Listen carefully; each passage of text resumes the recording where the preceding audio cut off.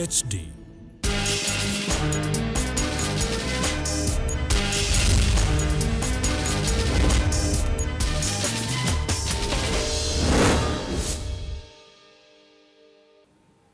नमस्कार। आम जनताले बेहोरेको समस्या, अभाव र सरकारी सेवा सुविधाको झन्झट समाधानको सारथी बन्ने कार्यक्रम जनताको इजलासमा स्वागत छ। म बालकृष्ण शर्मा। तपाईसँग पनि कुनै समस्या र गुनासा छन् भने हामीलाई टिपाएर पठाएर वा लाइभ मार्फत जोडेर राख्न सक्नुहुनेछ। आउनुहोस्, टेलिभिजनको स्क्रिनमा देखिएको नम्बर मार्फत हामीसँग भाइबरमा जोडिनुहोस्। 01448996 मा टेलिफोन गरेर अन्याय र व्यतिथिमाथिको खबरदारीमा सहयात्रा गरौँ। कार्यक्रमको सुरुवातमा हेरौँ यो झलक। धानको रगतमा बढाइयो मूल्य, कसरी गर्ने विपन्नले उपचार, छैन कतै राहत र सहुलियत, नागरिकमाथि सधैँको खेलवाड। शासक र प्रशासकसँग साँठगाँठ, रोकिएन विशाल ग्रुपको सधैँको लुट, उपभोक्ता मूल्य र गुणस्तरमा ठगिँदै उल्टै कर छल्नेलाई कारबाहीमा छुट। देशभर मलको हाहाकार, खरिदमा सधैँ बेमतलबी कृषि कम्पनी, कसले सुन्ने किसानको हार गुहार, मन्त्री र ठेकेदारको मनोमानी।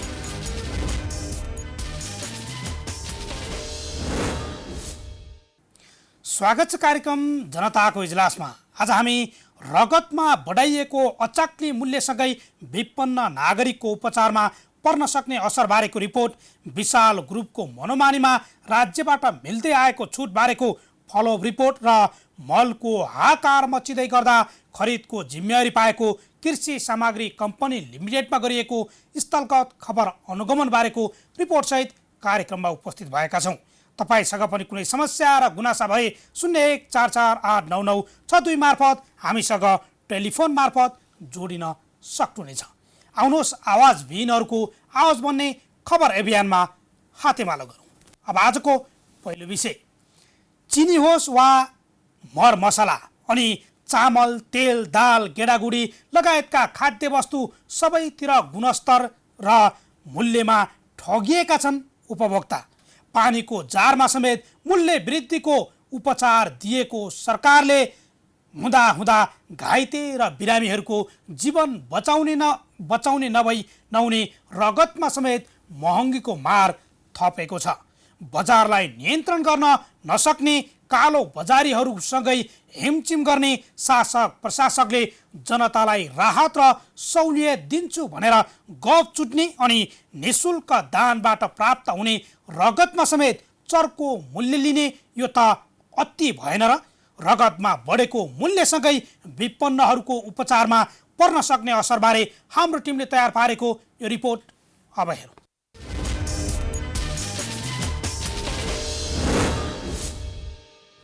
भनिन्छ रक्तदान महादान, नारा नै छ रक्तदान जीवनदान। दान भनेको निःशुल्क दिने भन्ने बुझिन्छ। सोही अनुरूप विभिन्न स्थानमा रक्तदान आयोजना गरिएका स्थानमा दाताले निःशुल्क रगत दान गर्छन्। तर अस्पतालमा पुगेपछि त्यही रगत बिक्री हुँदै आएको छ।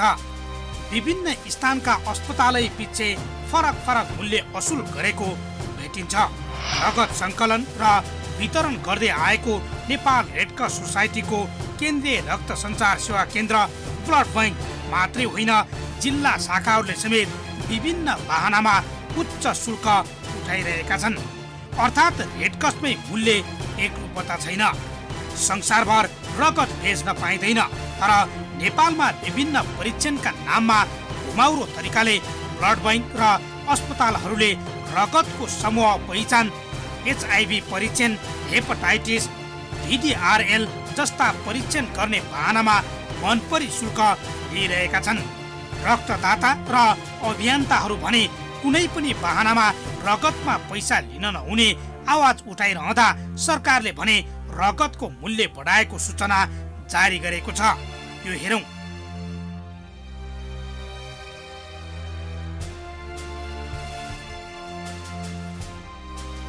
यसअघि प्रति युनिट 525 रुपियाँ रगतको मूल्य अहिले बढाएर प्रति युनिट रगतको सेवा शुल्क 810 देखि अधिकतम 1640 सम्म कायम गरेको छ।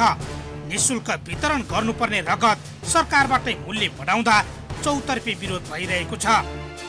हुन त सरकार जसले चाहिँ यो भाइटल रोडलाई चाहिँ एबिसिडीको कार्डमा बोकाएर चाहिँ ऊ पन्छिएको अवस्था अहिले आएर के चाहिँ भइदियो भने हिजोका दिनमा जुन किसिमको शुल्क निर्धारण रेड क्रस अथवा कुनै समितिले गरिरहेको ठाउँमा चाहिँ अहिले 81 चाहिँ सरकारले नै यो भाउ निर्धारण गरिदियो। निर्धारण कस्तो किसिमले गरिदियो भन्दाखेरि तपाईँको रगत निःशुल्क दिने बेलामा चाहिँ त्यसलाई चाहिँ पर कस्ट यो उनको टेस्टिङ चार्ज भनेर अनावश्यक रूपमा चाहिँ रेट निर्धारण गरेर दिएको अवस्था छ। यो चाहिँ नेपाली सरकार रेड क्रस सोसाइटीले गर्दाखेरि पनि हामीले 840 विगतमा बनाएको बेलामा हामीले 100 प्रमाण पेश गरेर चाहिँ उहाँहरूलाई अगाडि बस्ने बेलामा डाइलेक्ट गर्ने बेलामा त्यो गो ब्याक गरेर चाहिँ 495 अहिले तपाईँले पाइरहेको अवस्था थियो भने अब हिजो 19 गतेको दिन विज्ञप्ति जुन जारी गर्यो हामीले 20 गते आफ्नो विज्ञप्ति दिए उनले एउटा निर्देशिका पठाएको थियो सबैतिर त्यसको चाहिँ आपत्ति हामीले जनाएका छौँ। मूलत राज्यले 2071 सालको नीतिले चाहिँ राष्ट्रिय रक्त सञ्चार नीतिले के भनेको छ भने त्यहाँ कुनै पनि रगत किनबेच हुन पाइन्न भन्ने कुरा छ। जब राज्यले नै निःशुल्क शब्दको उपास हुने गरी शुल्क निर्धारण गरिसकेपछि योभन्दा यिनको चाहिँ नालागीपनको पराकाष्ठ के हुन्छ। त्यस कारण डाक्टर रोना झा उहाँ हाम्रो 14औं राष्ट्रिय स्वयंसेवकता दिवसमा चिफ गेस्ट हुनुहुन्थ्यो। उहाँले हामी कहाँ बोल्दाखेरि तपाईँहरूले आगामी वर्ष 15औं राष्ट्रिय स्वयंसेवकता दिवस मनाउँदै गरेको म तपाईँहरूको मागलाई चाहिँ गर्ने गरेर लाग्छ हामी तपाईँहरूले पोजिटिभ म्यासेज पाउनुहुन्छ भनेर हामी खुसी भएका थियौँ र उहाँलाई धन्यवाद पनि दिएका थियौँ। तर उहाँकै हस्ताक्षरले चाहिँ आज नै उहाँको नालागीपनको पराकाष्ठ दुःख लाग्छ हामीलाई। स्टेजमा आएर सबैको सामु बोलिदिने आखिरमा डक्टर निस्न आउँदाखेरि चाहिँ यो रगतमा चाहिँ शुल्क निर्धारण गर्नु कतिसम्म लाचारी पर्छ त। त्यस कारणले शुल्क भन्ने कुरा यहाँ लागु गर्दै हुँदैन। एक लागु पर्छ केही छ भने गभर्मेन्ट तयार छ। गभर्मेन्ट दिनुपर्ने चिजमा गभर्मेन्टले सचिव स्तरीय भनेर चाहिँ निर्णय गरेको छ।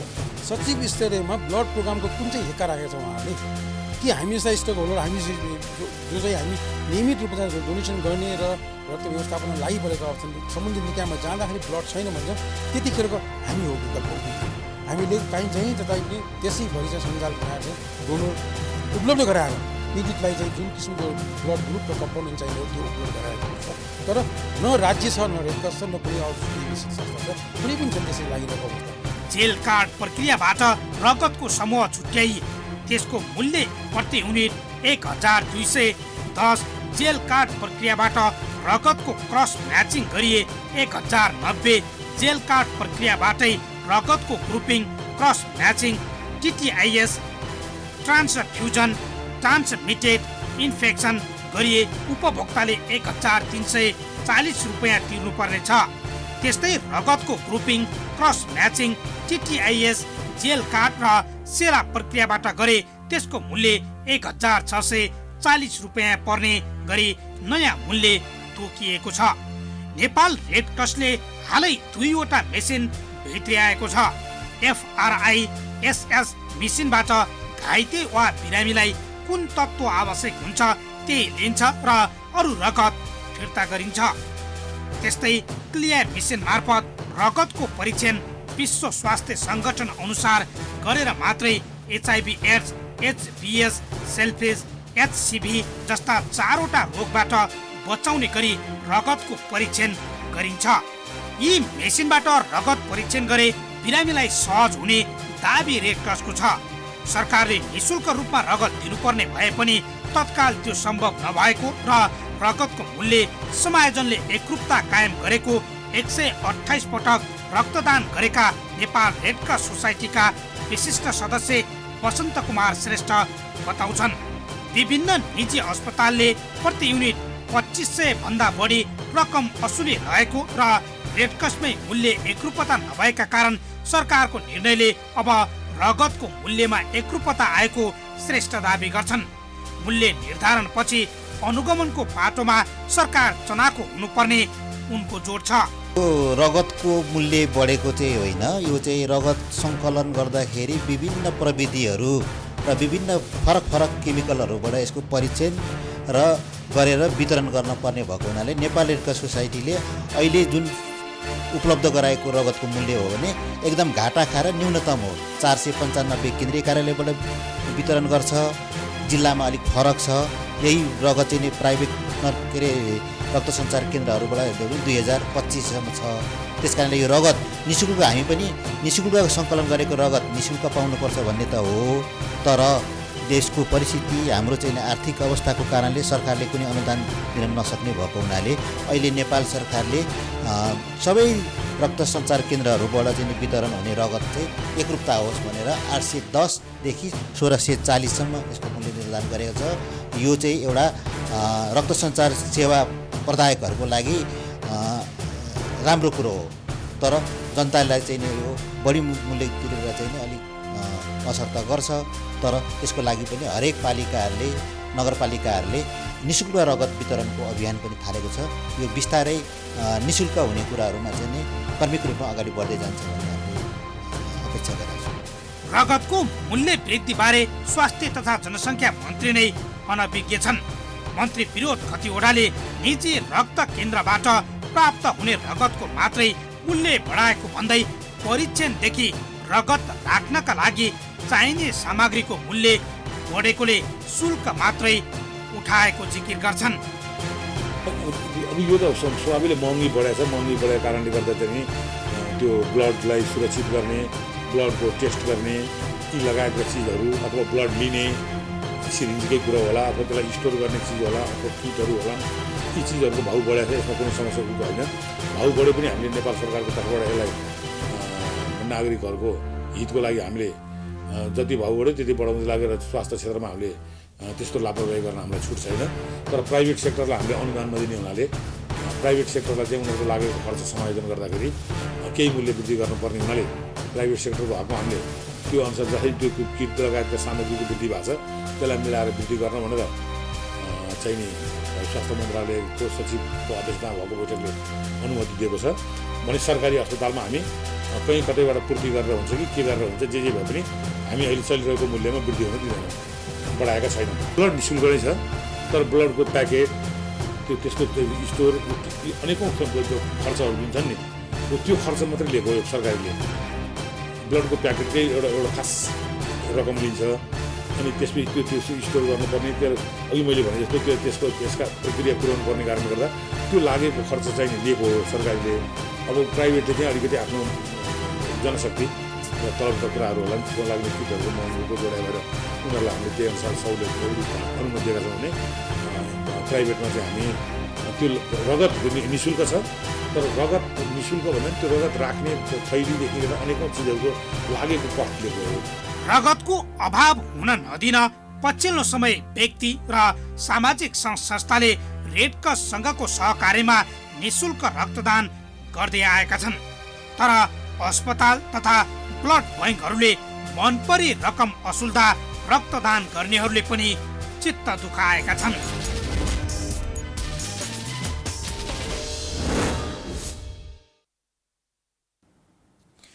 बजार मूल्यलाई नियन्त्रणमा राखेर जनतालाई महँगीको मारबाट बचाउन नसक्ने सरकारले रगतको मूल्य बढाएपछि यति बेला चौतर्फी आलोचना भइरहेको छ।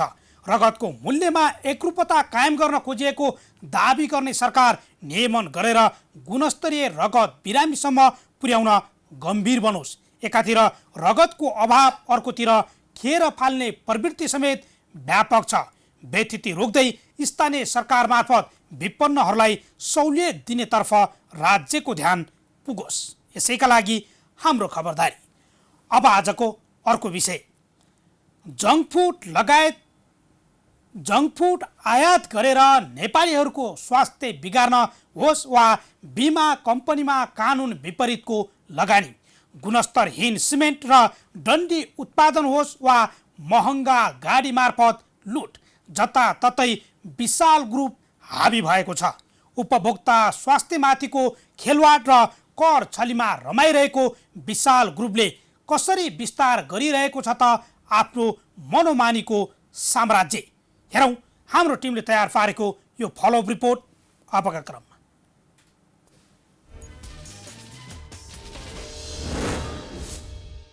म्याच सकिएको खाद्य वस्तुमा पुनः नयाँ मिति राखेर बिक्री गर्ने कर्तुत होस् वा महँगा विदेशी मदिराको आयात बन्द र खुलाको सरकारी नाटक, बजेटको पूर्व सूचना चुहाएर बजेट अगावै विद्युतीय गाडीको आयात होस् वा महँगा चकलेटको भन्सार 40%बाट 30%मा झार्ने काम, यी सबै कर्तुतमा नवधनादेको उपमा भएको विशाल ग्रुप मुछिएको छ। पूर्वाधार विकास बैङ्कमा विशाल ग्रुपका अनुज अग्रवालको प्रवेश होस् वा प्रधानमन्त्री मन्त्रीसँगै अख्तियार सम्पत्ति शुद्धिकरण र राजस्व अनुसन्धान विभागमा समेत सम्बन्ध स्थापित गरेका कारण विशाल ग्रुपको मनमानीले सधैँ निरन्तरता पाउँदै आएको छ। हुन त विशाल ग्रुप लगायतका ठूला व्यावसायिक घरानाहरूलाई सधैँ बालुवाटार र सिंहदरबारमा स्वागत गर्ने र लाभ लिने शासक प्रशासकका कारण उपभोक्ताहरू मारमा पर्दै आएका छन्। रुम्जाटार उही बदमासी गर्नेहरूकै सबै बोलचाल हुन्छ, उही तपाईँको अब हालिमवाली हुन्छ, उनीहरूकै पहुँच बढी हुन्छ। हामी उजुरी हाल्ने आम उपभोक्ताको हितको लागि काम गर्ने उपभोक्ता संस्थाहरूको उजुरी काम लाग्दैन। अहिले दुर्भाग्यको कुरा यही छ, शासक र प्रशासकहरू आम उपभोक्ताप्रति आम नागरिकप्रति जिम्मेवार हुनुपर्नेमा त्यो बदमासी काम गर्ने व्यापारीहरूको सँगको साँठगाँठमा रह्यो। राजस्व छली र उपभोक्ता स्वास्थ्यमाथि गम्भीर खेलबाड गर्दा समेत विशाल ग्रुप कारबाहीमा पर्नुको साटो उल्टै लुटको साम्राज्य चलाउँदै बलियो बनिरहेको छ। विशाल ग्रुपलाई शासक र प्रशासक समेतको साँठगाँठमा विस्तार गरिरहेका अशोक अग्रवाल त्यस्ता व्यक्ति हुन् जो 2077 जेठ 19 गते काठमाडौँको कमलादी स्थित गडगौर होटलको जुवा खालबाट 9 जना अरू व्यवसायीसँगै पक्राउ परेका थिए। 4 दिनपछि जनै 30,000 तिरेर रिहा हुने सम्मको समयसम्म शासक र प्रशासकसँगै प्रहरी अधिकारीले गरेको लबिङले समेत विशाल ग्रुपको कनेक्सन निकै ठूलो र शक्तिशाली रहेको पुष्टि गरेको थियो। को सक्रिय छन् त राज्य र उपभोक्तामाथि ठगी गर्ने विशाल ग्रुपमा? अध्यक्षका रूपमा जगदीश प्रसाद अग्रवालले विशाल ग्रुप हाँकिरहेका छन्। त्रिलोकचन्द अग्रवाल र तुलसीराम अग्रवाल उपाध्यक्षका रूपमा क्रियाशील रहेको यो ग्रुपमा हर्ताकर्ता भने व्यवस्थापकीय प्रमुख अशोक अग्रवाल हुन्। उनले नेपाल चेम्बर अफ कमर्स मार्फत समेत शासक र प्रशासकसँग सम्बन्ध स्थापित गराउने मौका पाएका थिए। अनुज अग्रवाल, विशाल अग्रवाल, निकुञ्ज अग्रवाल र अर्पित अग्रवालले निर्देशकको रूपमा विशाल ग्रुपको मनमानीलाई थप विस्तार गरिरहेका छन्। अनुजले वैदेशिक कम्पनीहरूको सम्बन्ध व्यवस्थापनको जिम्मेवारी वहन गरिरहेको विशाल ग्रुपमा अशोकले सरकारी र प्रशासनिक मामिलासँगै शासक र प्रशासकसँगको साँठगाँठ मिलाउने काम गर्दै आएका छन्। झट्ट हेर्दा अग्रवालहरूको पारिवारिक ग्रुप जस्तो देखिने विशाल ग्रुपबाट निकै धेरै शासक र प्रशासकले लाभ लिइरहँदा राज्य र उपभोक्ता भने निरन्तर राजस्व गुणस्तरसँगै मूल्यमा ठगिँदै आएका छन्। जताततै मनमानी गर्दै आएको विशाल ग्रुपले नेपालमा कुन कुन व्यावसायिक क्षेत्रमा हालेको छ त हात? विशाल ग्रुपले नेपालमा उड्ने चङ्गा र सुत्ने खाट बाहेक सबै वस्तुको आयात गर्दै आएको छ। यो ग्रुपले लगानी नगरेको व्यावसायिक क्षेत्र समेत निकै कम छ। AC college, Rai school, Brihaspati Vidyasadan, eastern college of engineering सँगै दिल्ली पब्लिक स्कुलमा लगानी गरेको छ। यहाँ समेत महँगो शुल्क लिने, सरकारी जग्गाको दुरुपयोग लगायतका कारण बारम्बार विवाद उब्जिने गरेको छ। सीता एयर र लिफ्ट हस्पिटालिटीमा समेत विशाल ग्रुपले हात हालेको छ। नेपालमा भित्रिने आधाभन्दा बढी सवारी साधनको आयात गरिरहेको विशाल ग्रुपमाथि भन्सार बिन्दुदेखि नै मनमानी गरिरहेको प्रश्न बारम्बार उठेको छ। प्रज्ञापन पत्रदेखि भन्सारमा न्यून विजयकीकरण गराएर ठगी गर्दा समेत राज्य संयन्त्रले नदेखे झैँ गरिरहेको छ। नेपालमा आउने महँगा चकलेटसँगै 75% खाद्यवस्तु, बर्नभिटा लगायतको आयात विशाल ग्रुपले नै गरिरहेको छ। आफ्नै कम्पनीले आयात गर्ने अन्य विभिन्न कम्पनीमा खरिद भएको भन्दै घुसाएर मूल्य बढाउने र ठगी गर्ने काम यस्ता आयातित वस्तुमा भइरहेको छ। गुणस्तरहीन सिमेन्ट उत्पादन गर्ने घुराई सिमेन्ट उद्योग होस् वा green venture foundation, Vishal group, prudential capital management, Shri Ganesh properties यी कम्पनी मार्फत समेत अग्रवालको समूह बाहेक नेपाल सरकारले लाभ लिन सकेको छैन। कर छलीमा यी कम्पनीहरू समेत मुछिने गरेका छन्। कमला रोलिङ स्टिल सोर्स वा Mainavati still industries, golden battery उद्योग, ग्रिन ट्रिज, ग्रिन कन्स्ट्रक्सन र मदिरा उत्पादन गर्ने ब्रुअरी उद्योग, यहाँको उत्पादन र करमा समेत प्रश्न उठिरहेको छ। United index, delta distributors, global trading concern र एसियन डिस्ट्रिब्युटर्स मात्रै आफैले आयात गरेको वस्तु बजारमा पुर्याउँदै आएको विशाल ग्रुप र एसियन डिस्ट्रिब्युटर्स मार्फत आफैले आयात गरेको वस्तु बजारमा पुर्याउँदै आएको विशाल ग्रुप यी कतिपय वितरक कम्पनी समेत आफ्नै नभएको भन्दै गुणस्तर माथिको खेलबाड र राजस्व छलीका प्रश्नलाई ढाकछोप गर्न सक्रिय छ। श्रृङ्गारका सामानदेखि स्वास्थ्य र फिटनेसका क्षेत्रमा समेत हात हालेको यो ग्रुपको सिद्धान्त नै राज्य र नागरिक ठगेर कसरी लाभ लिने भन्नेमा केन्द्रित देखिएको छ। सूचना, तथ्याङ्क, जानकारीको हदसम्म हामी चाहिँ अनुसन्धान गर्छौँ। गल्ती देखिएमा हामी कसैलाई पनि छोड्दैनौँ, हामी कारबाही गर्छौँ। कसैलाई पनि छोड्नु यहाँले हामीले विशाल ग्रुपलाई कारबाही गर्न सुन्नुहोस् न, प्रमाण छ। तपाईँको नेसनल मिडियाबाट म एउटा कुनै पर्टिकुलर करदाता अथवा सेवाग्राहीको विषयमा म छलफल गर्न चाहन्न। तपाईँले हामीलाई चाहिँ तथ्य सूचना, तपाईँले मात्र जसले पनि म यो च्यानल मार्फत सबैलाई आग्रह गर्न चाहन्छु, हामीलाई सूचना, तथ्याङ्क, तथ्य जानकारीहरू दिएर हामीलाई चाहिँ हेर्नुहोस्। हामीले चाहिँ अनुसन्धान गर्छौँ। कसैले पनि मूल्य, अवांछित मूल्य, मैले अघि भने अवांछित मूल्य, गुणस्तर यी लगायतका हाम्रो क्षेत्राधिकारभित्र पर्ने विषयहरूमा नियमले तोकेको भन्दा फरक गरेको छ भने हामीले कारबाही गर्छौँ। एकपछि अर्को अवैधानिक गतिविधिमा संलग्न विशाल ग्रुपले आफ्नो लगानी भएको संस्थाहरूको रेटिङ आफैले गर्ने गरेको भेटिएको छ। विशाल ग्रुपको स्वामित्वमा रहेको रेटिङ एजेन्सी केयर रेटिङले ग्रुपको लगानी रहेका कम्पनीहरू NIC Asia, Kamala rolling mills, united distributors लगायतको रेटिङ गर्दै कानुनलाई चुनौती दिँदै आएको छ।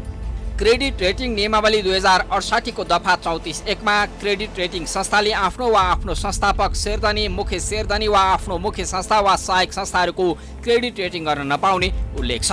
व्यवसायिक घराना विशाल ग्रुपले 3वटा जीवन बिमा कम्पनीमा गरेको लगानी समेत कानुन विपरीत छ। एलआइसी नेपालमा 25%, नेपाल लाइफ इन्सुरेन्समा 14% तथा सूर्य लाइफ इन्सुरेन्समा 30% लगानी विशाल ग्रुप मार्फत नै भएको छ। बीमा समितिले बनाएको निर्देशिका अनुसार बीमा कम्पनीमा कुनै पनि एक व्यक्ति, घर परिवार वा व्यवसायिक घरानाले एउटा बीमा कम्पनीमा न्यूनतम 15% लगानी गरेपछि अर्को उस्तै कम्पनीमा 1% मात्रै लगानी गर्न पाउने व्यवस्था छ। विशाल ग्रुपले त 15% भन्दा कम लगानी गरेको एउटा नेपाल लाइफ इन्सुरेन्स मात्रै छ। बीमा समितिले 3वटै बीमा कम्पनीलाई पत्र लेखेर लगानी तोकिएको सीमाभित्र झार्न पत्र काटे पनि विशाल ग्रुपको मनमानी यथावत नै छ। अटोमोबाइल्सको क्षेत्रमा समेत विशाल ग्रुपको मनमानीमा राज्य संयन्त्र तै चुप मै चुप छ। पूजा इन्टरनेसनलले जर्मन ब्रान्ड फक्सवागनका सवारी साधन बिक्री गर्दै आएको छ। बेलायती ब्रान्ड मोरिस ग्यारेज एमजी नेपालमा विद्युतीय गाडीको लागि चर्चित छ। एमजीको आधिकारिक विक्रेता प्यारामाउन्ट मोटर्समा विशाल ग्रुपसँगै मुरारका ग्रुपको समेत लगानी रहेको छ। प्यारामाउन्ट मोटर्सले नै जापानी ब्रान्ड माज्दाका गाडी बिक्री गर्दै आएको छ। French brand Renault Vishal group of companies अन्तर्गत आयात र बिक्री वितरण हुँदै आएको छ। विशाल ग्रुप अन्तर्गतको भेजी इम्पेक्सले ग्रेट वाल मोटर्स र सुजुकी मोटरसाइकल पनि बिक्री वितरण गर्दै आएको छ। हेभी इक्विपमेन्ट कोबेलको पनि पूजा कन्स्ट्रक्सन मार्फत विशाल ग्रुपले नै बिक्री वितरण गरिरहेको छ। भारतीय ब्रान्ड अटुलका 3 पाङ्गे रिक्सामा समेत विशाल ग्रुपको दबदबा यथावत छ। विशाल ग्रुपले कृषि, बैंकिङ, स्वास्थ्य, शिक्षा, उत्पादनमूलक उद्योग समेतमा लगानी गर्दा पनि राज्य र उपभोक्तालाई कम, अग्रवालको समूहलाई बढी लाभ मिल्दा समेत राज्यले नियमन र कारबाहीको दायरामा ल्याउन आनाकानी गर्नु गम्भीर विषय हो।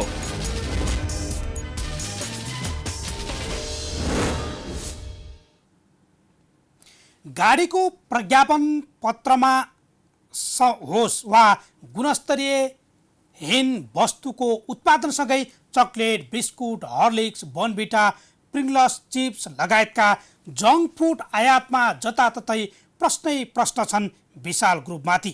राज्यले ठग व्यवसायिकै घरानाहरूलाई काकी च्याप्दै गर्दा अब तपाईँ हामी उपभोक्ता आफै सचेत भएर ठुला व्यवसायिक घरानाको मनलाग्दीमाथि खबरदारी गर्नुपर्ने समय आएको छ। विशाल ग्रुपका उत्पादन र आयातित वस्तुको बहिष्कार गरेर मनोमानीमाथि जवाफ दिने कि? अब एकैछिन विश्रामपछि मलको हाहाकार मचिँदै गर्दा खरिदको जिम्मेवारी पाएको कृषि सामग्री कम्पनी लिमिटेडमा गरिएको स्थलगत खबर अनुगमनसहित उपस्थित हुनेछौँ। हामीसँगै रहनुहोला।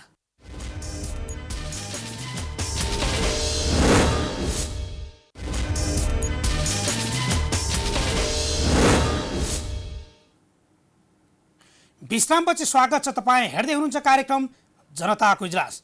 यति बेला देशैभर मलको हाहाकार भइरहेको छ। बाली नालीको मुख्य सिजनमै बिउ बिजन र मल अभाव बढिरहँदा हामी मल तथा कृषि औजार खरिदको जिम्मेवारी पाएको कृषि सामग्री कम्पनी लिमिटेडको केन्द्रीय कार्यालयमा पुगेका छौँ। खरिद प्रक्रिया, कर्मचारीको उपस्थिति लगायतका विषयमा केन्द्रित रहेर गरिएको स्थलगत खबर अनुगमन यहाँमाझ प्रस्तुत गर्दै कार्यक्रमबाट बिदा चाहन्छौँ। नमस्कार।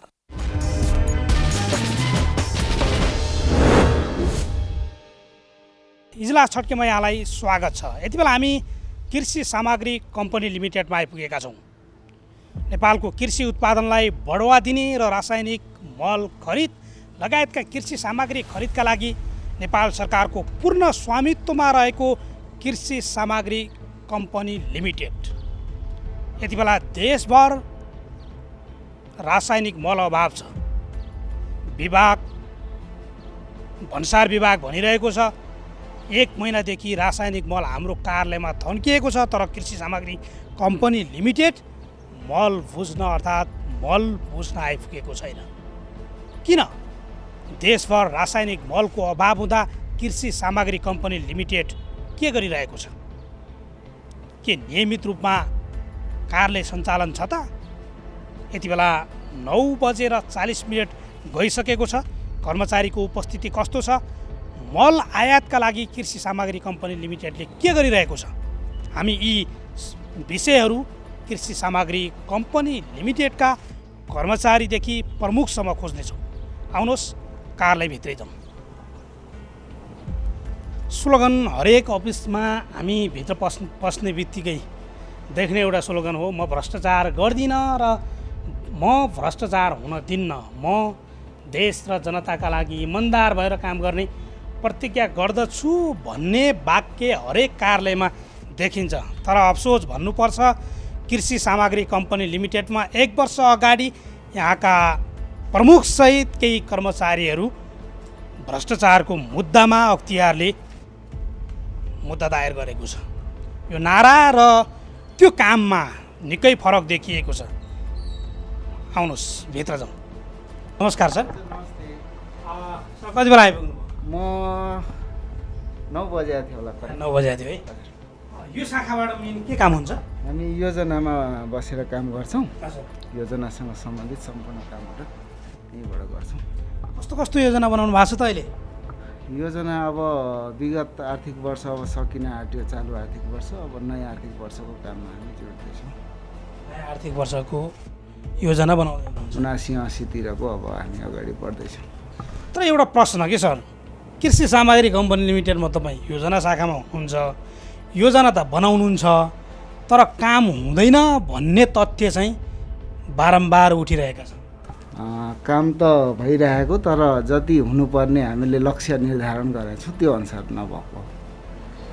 काम चाहिँ भइरहेछ तर लक्ष्य पुरा गर्न गाह्रो भयो। सुदर्शन श्रेष्ठ सहायक प्रबन्धक भित्र भनिएको छ, तर यहाँभित्र हामीले कसैलाई देखिरहेका छैनौँ। बाहिर नेम प्लेटमा भित्र लेखिएको छ, कुर्सीमा टावेल राखिएको छ। यो दुर्भाग्य मान्नुपर्छ, यहाँ टावेल हटाउने काम चाहिँ भएको रहेनछ। त्यसै गरी कृष्ण विश्वकर्मा सहायक प्रबन्धक भित्र भनिएको छ, तर बाहिरैबाट लक गरिएको छ। हामी भित्र नजाउँ, किनकि भित्र बोर्डमा लेखिए पनि बाहिरै ढोका छ, ढोका लगाएर भित्र कर्मचारी बस्ने कुरै भएन। यो ढोका पनि बन्द छ। चलानी दर्ता। नमस्ते।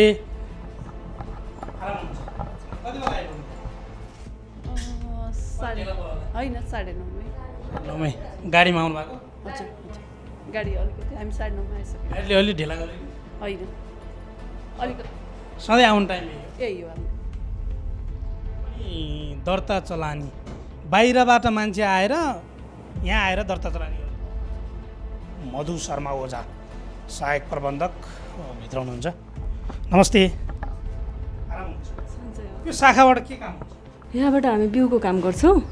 बिउ यो कृषि सामग्रीले मल सँगसँगै बिउको कारोबार पनि गर्छ नि त, त्यो सम्बन्धी कारोबार गर्छौँ। बिउ राम्रो दिनु भएन भन्ने? बिउ होइन, गुणस्तरकै दिन्छौँ हामी। अब हामीले भ्याएसम्म हामीले जति सक्छौँ नि त्यो गुणस्तरकै बिउ। अब हामीले ल्याब त सुन्नु भएको छ नि त हजुरले, ल्याबबाट हामीले प्रमाणीकरण गराएर मात्रै हामीले दिने हो बिउ चाहिँ। किसानले बिउ पाएन, मल पाएन भन्ने त बारम्बार तपाईँहरूलाई प्रश्न गरिरहन्छन् नि त फेरि। होइन, हामी क्वालिटीको बिउ नै दिन्छौँ, तर थोरै दिनुहुन्छ? होइन, थोरै भन्दा पनि अब हामीसँग जनशक्ति जति छ नि त्यो हिसाबले हामीले दिने हो। अब हामी यहाँ 2 जना उतातिरको त्यो म्याडम पनि हुनुभयो, हामी भयो 3-4 जना मात्रै छौँ। हामी चाहिँ यहाँ अब हाम्रो फिल्डमा हो बिउ उत्पादन हुने चाहिँ, यहाँबाट पनि गर्छौँ हामीले। धानको, गहुँको, मकैको, तोरी, मसुरो सबैको बिउ उत्पादन गर्छौँ हामीले चाहिँ। पर्याप्त काम गर्न सकियो भन्ने यहाँलाई लाग्छ? हजुर, पर्याप्त भन्दा पनि जति जनशक्ति छ नि त्यो जनशक्तिले चाहिँ हामी गरेछौँ जस्तो लाग्छ। जनशक्ति अभाव नै छ। अब हाम्रो पहिला 2वटा विज्ञापन खुलेको थियो, त्यो अब अहिले कारणवश हुन सकेको छैन। अब पर्याप्त आएको भए चाहिँ हामी गरेको छौँ। हामीसँग जति जनशक्ति छ नि त्यो जनशक्तिको हिसाबले चाहिँ हामी काम गरेको छौँ। अब अझै काम गर्न बाँकी छ, त्यो भन्न चाहिँ मिल्छ। कृषि प्रधान देश, त्यही महत्त्व दिएर पूर्ण स्वामित्वमा रहेको कृषि सामग्री कम्पनी लिमिटेडमा स्थापना गरियो र त्यो स्थापना सँगसँगै कस्तो काम भइरहेको छ भन्ने कुरा यति बेलाको गुनासोको आधारमा गुनासो हेर्दा भने निकै प्रश्नहरू उठिरहेका छन्। त्यो प्रश्नको जवाब लिने प्रयत्न पनि हामीले गरिरहेका छौँ। सुजाता शर्मा सहायक प्रबन्धक हुनुहुन्छ खरिद महाशाखा। के खरिद गर्नुहुन्छ? हामीले रासायनिक मल गर्छौँ, त्यसपछि बिउका लागि विषादी। ठ्याक्कै म मेन कार्यालयमा आएँ, मेन फाँटमै आएछु। तपाईँले मल खरिद गर्नु भएन भन्ने प्रश्न यति बेला कति उठिरहेको छ, किन होला? होइन, मल खरिद हाम्रो प्रक्रियामा त छ होइन, तर अहिलेको सिजनमा आइ नपुगेकोले गर्दाखेरि चाहिँ हाम्रो यो सिजनको लागि भनेर हामीले गरेको लगभग 5वटा ठेक्का हामीले म्याद थप नगरेर हामी क्यान्सल गर्नुपर्ने भयो, रद्द गर्नुपर्ने भयो। अनि त्यो भएकाले गर्दाखेरि चाहिँ तर समयमा आएन भनेर आफै भन्दै हुनुहुन्छ। अब मल कहिले ल्याउनु त? कार्तिकमा? अब भनिहालेँ नि मैले, अब प्रक्रियामा फेरि हाम्रो अहिले फेरि नयाँ 3वटा टेन्डर प्रक्रियामा सुरु भइसकेको छ। किसानले खेती लगाउने बेला भइसक्यो, तर तपाईँ टेन्डर लगाउँछौँ भन्दै हुनुहुन्छ। हेर्नुहोस् त किसानको कस्तो बिजोग छ। होइन, अब हामीले हेर्नु, हामी पनि सरकारी स्वामित्वको कम्पनी हो होइन, हरेक प्रक्रिया सार्वजनिक खरिदारी नियमावली के आउँछ हामीले पालन नगरी हामी पनि केही काम गर्न सक्दैनौँ। अब हामीलाई ग्लोबल टेन्डर गर्नुपर्छ, त्यसको लागि 45 दिनको म्याद हामीलाई उसले नै तोकेको छ, त्योभन्दा हामी 1 दिन पनि कम गर्न सक्दैनौँ। त्यही भएर हामीलाई यो प्रक्रियाले पनि अप्ठ्यारो चाहिँ गराइरहेको छ कि। तर तपाईँ कम्पनीलाई खारेज गर्ने भन्दै हुनुहुन्छ। त्यो खारेज गर्दै भन्दा तपाईँहरू त पहिल्यैदेखि ताकेता गर्नुपर्ने, हे मल ल्याए, कहाँ छस् ठेकेदार, कहाँ छस् कम्पनी भनेर ताकेता गर्नुपर्ने त हो नि। होइन, हामीले त ताकेता त लगातार गरिरहेको हो। हामीले धेरै समय दिएर पनि ठेकेदारहरूले ल्याउन नसकेपछि हामीले उसँग सम्झौता भर्खर तोडेर गरेको होइन। 1,05,000 मेट्रिक टन लगभग मलको हामीले ठेका तोड्नु पऱ्यो, किनभने सप्लायरले समयमा ल्याइदिनु भएन। अनि भएपछि यो सिजनलाई हामीले गरेको चिज त हामीले गर्न पाएनौँ नि त। विभिन्न समस्याहरू यो बिचमा सायद अप्ठ्यारो सहजीकरणहरू गर्न सकिएन होला, त्यो चिजले गर्दाखेरि ठेकाहरू तोडियो होइन। खरिद गरेर ल्याएको मल भन्सार कार्यालयमा थन्किया छ। त्यो चाहिँ यस्तो हो, हामीले ठेका तोडिसकेपछि आएको मलको कुरा हो होइन। यो विषयमा चाहिँ हाम्रो सरले पनि कुरा गरिसक्नु भएको छ, त्यसमा बाँकी। हस्, म मल खरिद लगायतका विषयमा कार्यालय प्रमुखसँग पनि कुराकानी गर्नेछु। र यो जो फाँट थियो, यो फाँटबाट पनि केही जवाब लिए। म अर्को कार्यकक्षतिर जान्छु, जहाँ यो कार्यकक्ष पूर्णराज कार्की सहायक प्रबन्धक बाहिरै लेखिएको छ, ताल विधामा हुनुहुन्छ। धनेश्वर आचार्य सहायक प्रबन्धक भित्र भनिएको छ। सर नमस्कार, आराम हुनुहुन्छ? यहाँबाट के काम हुन्छ सर? हाम्रो यो आन्तरिक ढुवानी सम्बन्धी काम हो, हाम्रो वितरण महाशाखा हो। यसमा आन्तरिक मलखातको ढुवानी केन्द्रले खरिद महाशाखाले सिमानासम्म ल्याएपछि, भन्सार नाकसम्म ल्याइसकेपछि 3वटा प्रदेश कार्यालयबाट हामीले सम्बन्धित ठाउँमा हाम्रो 41वटा कार्यालय छ। 41वटा। कस्तो आनन्द रहेछ क्या सर, खरिद गर्नेले नगरिदिएपछि त तपाईँले ढुवानी पनि गर्नु परेन। होइन, खरिद त भइरहेछ, अब प्रक्रियागत रूपमा आइरहेछ।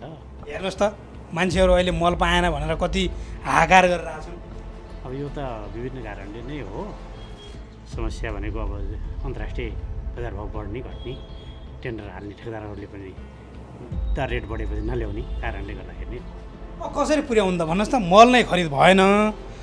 अब तपाईँ आन्तरिक रूपमा मल ठाउँ ठाउँमा पुर्याउने शाखामा हुनुहुन्छ, अब के गर्ने त सर?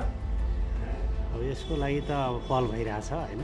मन्त्रीजी पनि अस्ति इन्डिया गएर चाहिँ कुरा गर्नुभएको छ। अब यो असारको तेस्रो हप्तासम्म जहाँसम्म आउँछ भन्ने हामीले आशा गरेका छौँ। खै भर मान्ने भन्ने मात्रै हो नि, केही भन्न सकिएन। अब त्यो विषयमा केही भन्न सकिएन। अब पक्कै पनि कृषि सामग्री कम्पनी लिमिटेडमा छौँ। एउटा हाँसो पनि उठ्छ, सीमासम्मै मल आएको छैन, तर आन्तरिक रूपमा कसरी ठाउँ ठाउँमा पुर्याउने भन्ने सवाल पनि उठ्छ। हामी यही विषय खोतल्दै कुन महाशाखाले के काम गर्छन्, ती महाशाखाले कस्तो काम गरिरहेका छन् भन्ने विषयमा तपाईँलाई देखाइरहेका छौँ। हामी अर्को जान्छौँ, जहाँ पुण्य प्रसाद उपाध्याय कामु प्रबन्धक भित्र हुनुहुन्छ। म सर नमस्कार, प्राइम टेलिभिजनबाट सर कामु प्रबन्धक। खास सरको कार्यक्षेत्र के सर, यहाँबाट के हुन्छ? हाम्रो चाहिँ देशभरि आपूर्ति भएको मललाई वितरण गर्ने। आपूर्ति भएको मललाई वितरण व्यवस्थामा। तर यहाँ त आपूर्ति नै हुँदैन सर, वितरण कसरी गर्ने भन्ने प्रश्न उठ्यो कि। आपूर्ति कसरी भएको छैन? मल पाएनौँ भनेर किसान, हेर्नुहोस् त, 1,55,000 मेट्रिक टन मल हामीले यो आर्थिक वर्षमा बेचिसकेका छौँ भनेपछि मल नआएको भएका। असारमा मल पाएनौँ भनेर किसानहरू किन छटपटाइरहेका छन्? असारमा होइन, हाम्रो देशको माग अनुसारको मल कहिले पनि आपूर्ति हुँदैन, किनभने यो देशको डिमान्ड न्यूनतम 10 लाख मेट्रिक टन मल चाहिँ नै वार्षिक चाहिन्छ। कहिले पनि 5 लाखभन्दा बढी किनिएको छैन भनेपछि कहिले चाहिँ माग अनुसारको पूर्ति हुन्छ र? किन किनिएन सर? तपाईँलाई यत्रो सरकारी स्वामित्व भनेर कृषि कम्पनी लिमिटेड बनाइएको छ। सरकारको राज्यले चाहिँ 5 लाख मेट्रिक टन मलको चाहिँ व्यवस्था गरेको अवस्था हो। त्यस कारणले गर्दाखेरि 10 लाख मेट्रिक टनको डिमान्ड कसरी फुलफिल हुन सक्छ? राज्यलाई घचघच्याउनु न तपाईँहरू? घचघच्या छ, राज्यले त्यो अनुसारले जति सक्ने हो त्यो व्यवस्था गरेको छ। पत्रिकाहरूमा आइरहेछ, मन्त्रीज्यूहरूले व्याख्या दिइरहनु भएको छ, सचिवज्यूले भनिरहनु भएको छ, मन्त्रालयको अर्थ मन्त्रालयको बजेट सुनिरहनु भएकै होला। त्यस कारणले अहिले मलको जुन मूल्य छ र अन्तर्राष्ट्रिय स्तरमा चाहिँ जुन उत्पादकहरूको घट्दो अवस्था छ मलको, त्यो कारणले आपूर्ति कम भएको र यहाँ चाहिँ नै सप्लायरको रूपमा जिम्मा लिने सप्लायरहरूले बेलामा मल नदिएको कारणले पनि अलिकता अभाव सिर्जना भएको। नभएदेखि पूर्ण रूपमा चाहिँ यसको माग जति थियो त्यो पूर्ति हुने अवस्था होइन। किनभनेदेखि हामीले किन्दाखेरि पनि 10 लाख मेट्रिक टन मल किन्ने होइन। अहिले पनि हामीले 1,55,000 मेट्रिक टन मल हामीले बेचिसकेका छौँ। त्यस कारणले यसको मलको माग अत्यधिक बढ्दो छ होइन। बढ्दो र हाम्रो आफ्नो चाहिँ नि उत्पादनको चाहिँ नि कुनै फ्याक्ट्री छैन हामीसँग, हामी परनिर्भर नै छौँ, हामी बाहिरबाटै किनेर ल्याउनु पर्ने हो। त्यस कारणले धेरै कुराहरूले असर गर्ने हुनाले समयमा कुनै बेला यो बेलामा चाहिँ युरिया मल खास गरी अहिले हामीसँग डिएपी र पोटास अहिले पनि छ। त्यस कारणले यस्तो अभाव भयो उस्तो भयो होइन, हामीसँग पोटास र डिएपी अहिले पनि छ, वितरण भइरहेछ। अनि तपाईँलाई भन्सार कार्यालयमा मल थुप्रियो भनेर भन्सार कार्यालय पनि तागेदा गरिरहेछ नि? कसले तागेदा गरेको मलाई थाहा भएन होइन। 1 महिना भयो अरे मल आएको, त्यो मल बुझ्न तपाईँहरू जानु भएन? मल बुझ्ने त एउटा प्रक्रिया हुन्छ। त्यसै कहाँनिर 5 बोरा मल आयो अथवा 100 बोरा मल आयो भनेर त्यो बुझ्नलाई जाने प्रक्रिया हुँदैन। एउटा सिपमेन्ट हुन्छ, एउटा यति लटको मल आयो भनेपछि त्यो मललाई बुझ्न जान्छ होइन।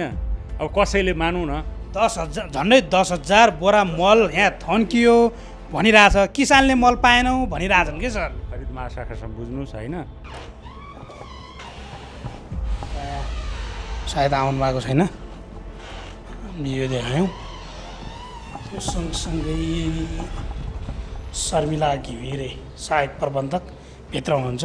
नमस्ते, आराम हुनुहुन्छ? ठिक छ। यहाँबाट के हुन्छ?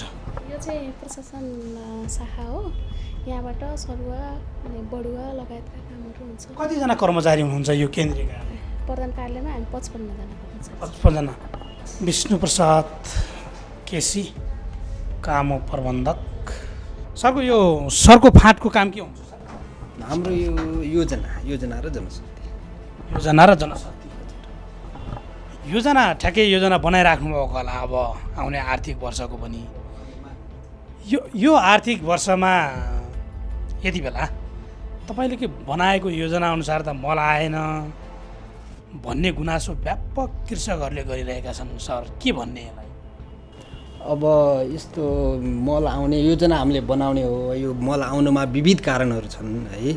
एउटा कुरा चाहिँ यो मूल्य प्राइस वृद्धिको कारण एउटा भइहाल्यो, एउटा चाहिँ कोरोना सङ्क्रमण, एउटा चाहिँ रसिया र युक्रेन बिचको युद्ध। मल भन्ने कुरा नेपालमा उत्पादन हुँदैन, इन्डिया पनि आफ्नो देशमा पर्याप्त आफूलाई पुग्ने नै उत्पादन हुँदैन इन्डियामा पनि। अनि तेस्रो कन्ट्रीबाट ग्लोबल टेन्डरबाट ल्याउनुपर्छ। ग्लोबल टेन्डरबाट ल्याउँदाखेरि अब ग्लोबल टेन्डरको सूचना नै 45 दिन निकाल्ने खरिदेनले व्यवस्था गरेको छ। 45 दिन सूचनाको टाइम हुन्छ अनि त्यसपछि टेन्डर पर्यो भने हाम्रो चाहिँ 107 दिनको विभिन्न चरणहरू हुन्छ अनि 107 दिनपछि बल्ल मलाई आइपुग्ने एउटा। तर पाइएन, तपाईँले यो बनाएको योजना फेल भयो भन्ने देखिन्छ नि सर? हजुर अब योजना त यस्तो यो प्रत्यक्ष हामीसँग भन्दा पनि यो नेपाल सरकारसँग तपाईँले योजना बनाइदिनु भयो, त्यो योजना अनुसार काम भएन भने त्यो योजनाको के काम?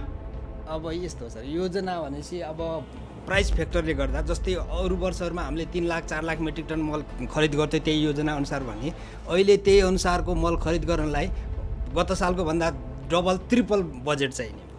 बजेट चाहिँ व्यवस्था हुँदैन एउटा फ्याक्टर। अब टाइम भयो होइन, मैले भनिसकेँ होइन। ब्रेड एउटा कुरा, अब यो कोरोनाको टाइमले गर्दा चाहिँ अन्तर्राष्ट्रिय बजारमै मलको सर्टेज उत्पादन हुन सकेन यी विविध कारणहरू अति समय नमस्ते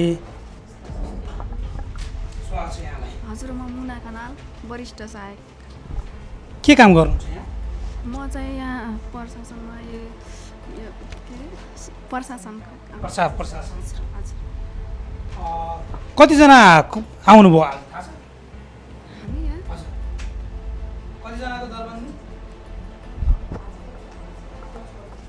आज म सरिता श्रेष्ठ यहाँ प्रशासन समिति काम गर्छु अनि आज 55 जना आउनुभएको छ हाम्रो कतिजना टोटल हाम्रो यहाँको टोटल जाने जम्मा कति 57 जना जति हुनुहुन्छ हाम्रो टोटल 2 जना मात्रै आउनु भएको छ ए कारले कोठाभित्र प्रवेश गर्दा त हुनुहुन्न होइन यस्तो हो अब 2 जना चाहिँ हाम्रो एक्जाम परेछ सरहरूको एक्जामको दिन त हामीले हाजिर गर्न दिँदैनौँ नि उहाँहरू त्यही भएर नआउनु उहाँहरू चाहिँ क्याबीमा बस्नु भएको छ त्यस्तो अरू आउनु भएको छ अरूहरू त आउनुभएको छ अब सरहरू चाहिँ कोही मन्त्रालय जानुभएको होला होइन त्यसमा पनि ऊ हुन्छ अरू सबै आउनुभएको छ हाजिर पनि छ नि त उहाँलाई हाजिर छ हाजिरी त छ तर हाजिरी हामी आउँदा केही कोठाहरू अझै खाली छन् है अझै कर्मचारी आउनु भएको छैन हाम्रो त कर्मचारी पनि थोरै छन् नि सर अहिले त एकदम 57 जना कर्मचारी कसरी थोरै भयो केन्द्रीय कार्यालय जम्मा हामी हाजिर चाहिँ 55 जना अहिले भएको छौँ होइन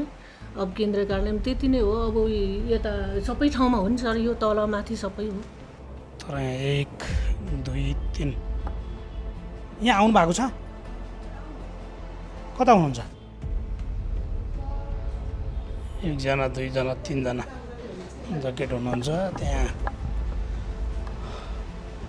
सर नमस्कार आराम हुनुहुन्छ कति बेला आइपुग्नु भयो 9:30 ट्याक्क ट्याक्कै 9:30 यो 9:30 को टाइमले अलिकति गाह्रो भएको छ पारे बरु 9 बजे बरु ठिक थियो बरु पहिला 9 बजेदेखि आउनु 9 बजेको पहिला हाम्रो मैले प्र्याक्टिस गरिसकेको हो नि त पहिला पनि यस्तो 9 to 5 भएको थियो होइन अनि हप्ताको दिन बिदा थियो पछि चाहिँ सरकारले फेरि परिवर्तन गऱ्यो फेरि प्र्याक्टिस गऱ्यो यो 10 बजे ठिक छ वास्तवमा अनि यो शाखाबाट के काम हुन्छ सर यसो आर्थिक महाशाखा हो यो त्यहाँ मेन काम भन्ने मेन काम यही हुने हो तर तपाईँलाई आर्थिक पुगेन मलै पाएनन् जनताले मन्त्रालयले मल दिएन भनेर पुरै बारम्बार गुनासो गरिरहेछन् बजेट किन दिनुहुन्न हामीले बजेट दिने हेऱ्यो नि त बजेट त मन्त्रालयले हामीलाई दिने हामीले त्यो अनुसार खरिद गर्ने माग्नु त पर्यो नि सर आइरहेछ मल पुगेन रे ठाउँ ठाउँमा मल त अब खरिद गर्ने प्रक्रिया सुरु भइरहेछ चिटिचिको नि आउँदैछ भन्ने सुनिन्छ असार सकिँदै जेठ सकिन लाग्यो खै पत्याउन गाह्रो छ नि सर यस्तै हो पत्तनै पऱ्यो नि उपाय छैन हाम्रो देशमा प्रडक्ट हुने होइन बाहिर विदेशबाट ल्याउने हामीले मल पाएनौँ भनेर ठाउँमा पर्खिबसेका किसानलाई के भन्नु असारको दोस्रो हप्ता टप ड्रेसिङलाई आउँछ पक्का असारको दोस्रो हप्तासम्म रोपाइ नगर्नुहोस् गर्नुहोस् गर्दा हुन्छ मल पाएनन् गोड्ने बेलासम्म आउँछ गोड्ने बेला मल पाइन्छ हिजोको समाचार अनुसार भन्ने कुरा भएन नि सर तपाईँ त जिम्मेवार सुन्यो हामीले त प्रयास जारी छ गरिराखेको हो होइन हाम्रो उच्च लेभलबाट प्रयास गएको भइछ दौडेछौँ जेठ सकिँदा असार सुरु हुँदा प्रयास हुन्छ कि सर त्योभन्दा पहिला हुँदैन यस्तै हो यो के अरे के भन्छ हाम्रो देशमा प्रोडक्सन हुने चिज भएर बाहिरको आत्मनिर्भर हुनु पऱ्यो बराबर पैसा तिर्छु भन्दा पनि पाइँदैन उही त हुने कुरा के काम गर्नुहुन्छ यहाँबाट म लेखा सम्बन्धी काम हो हजुर तर लेखामा बजेट दिएन मलै आएन भन्ने प्रश्न तपाईँहरूमाथि उठिरहेको छ होइन यो चाहिँ यो खरिद महाशाखाबाट गर्ने काम हो लेखाले चाहिँ यो मल खरिद गर्ने चाहिँ काम गर्दैन यहाँबाट तलब खुवाउने काम तलब खुवाउने काम हो स्वागत छ यहाँलाई धन्यवाद यहाँको काम मेरो पनि त्यही नै आर्थिकको हो आर्थिक गतिविधिको कामहरू हुन्छ यहाँ ब्यालेन्स सिट बनाउने काम हुन्छ बाख्राहरू बन्छ होइन सँगसँगै लेखाको काम पनि जोडिएको छ कतिजना कर्मचारी हुनुहुन्छ यो कोठामा चाहिँ हामी 2 जना छौँ समग्र आर्थिकमा चाहिँ हाम्रो उता साथीहरू छुट्टै हुनुहुन्छ यो बाख्रा शाखामा चाहिँ 2 जना छौँ देशभर रासायनिक मल पाएन भन्दै किसानहरूले गुनासो गरिरहेका छन् र कृषि सामग्री कम्पनी लिमिटेडले के गर्दैछ त कति मल आयो किन मल ल्याउन सकेन भन्ने विषयमा आजको इजलास छड्केमा हामीले कृषि सामग्री कम्पनी लिमिटेडको केन्द्रीय कार्यालयमा छड्के गऱ्यौँ। त्यहाँको वास्तविकता के, कर्मचारी कति बेला आए र कुन फाँटले के काम गर्छन् र समयमै काम हुन किन सकेन लगायतका जनताका प्रश्न यहाँका कर्मचारीहरूसँग सोध्यौँ। हौस् त आजका लागि इजलास छड्के यति नै। क्यामेरामा मिलन प्रजापतिका साथ बालकृष्ण शर्मालाई पनि बिदा दिनुहोस्। नमस्कार।